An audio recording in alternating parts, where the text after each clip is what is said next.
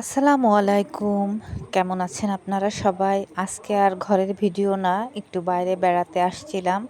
ভাবলাম আপনাদের সঙ্গে শেয়ার করি। ওই যে ওখানে কথার খালামণির সঙ্গে কিভাবে ছবি তুলবে সেই পরিকল্পনায় ব্যস্ত। আর এই যে আমার ছোটটা কুহু, সে চশমা পরে দাঁড়িয়ে আছে, ছবি তুলবে। তা বললাম যে আচ্ছা ঠিক আছে, একে একে তোলো। আমার বড় মেয়ে যে বসেও পড়েছে। এখানে একটা মজার বিষয় কি জানেন? ওই যে কাঠটার উপরে বসেছে, ওই কাঠটা ছিল খোলা। আর কিছু ফানি ভিডিও নিয়েছিলাম, ভাবলাম আপনাদের সঙ্গে একটু শেয়ার করি সেগুলো। ছবি তুলে হাঁপিয়ে গেছে সবাই। এখন ভাবলাম একটু কফি অর্ডার করে খেয়ে নিই।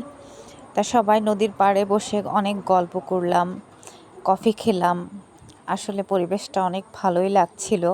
সেরকম একটা ভিড় ছিল না, আসলে মেঘলা দিন। কফি খাওয়ার পরে আবার এই যে শুরু হয়ে গেল ওদের ছবি তোলা। ওই যে দুই বোন দেখেন বসে দোল খাচ্ছে আর আমাকে বলছে আমাদেরকে একটু দূর থেকে ছবি তুলে দাও। ওইখানেই পাশে একটা লেবু গাছ ছিল। মাশাল্লাহ মাশাল্লাহ, এত লেবু গাছে, মানে বলার মতো না যে কি পরিমাণ লেবু। ওরা পাশে এখানে দেখেন ফটোশ্যুট করছিল, আর আমি লেবু গাছগুলো দেখছিলাম যে কি পরিমাণ লেবু এই গাছে। তারপরে ওখানের কিছু লোক এসে কয়েকটা লেবু তুললো, কয়েকটা না আসলে অনেক লেবুই তুললো। আর ওদের কয়েকটা লেবু নাকি বাঁধা ছিল, আসলে এক গাছে নাকি 5 রকম লেবু হয়। তা ওরা বলল যে এখানে বাঁধা ছিল, যারা এখানে আসে ঘুরতে তারাই হয়তো নিয়ে চলে যায়। তা আমি আবার ওদের কাছে বললাম যে আমাকে একটা লেবু দেন। তা ওরা আমাকে দিল লেবু, 2টা লেবু দিচ্ছে। তা আমাকে বলেছিল যে আপনি হাত দিয়ে পছন্দ মতো ছিঁড়ে নেন। তা আমি বলছিলাম যে না, আপনারাই আমাকে দেন।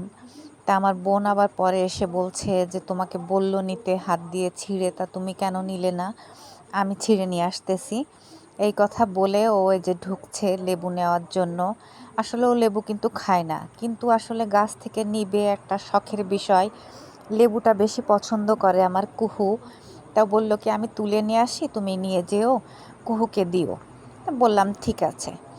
তারপরে আমাদের ঘোরাঘুরি শেষ হবার পরে আমরা একটু পান খেতে চলে গেলাম, মিষ্টি পান। পানটা খেয়ে আমরা বাসায় চলে আসব।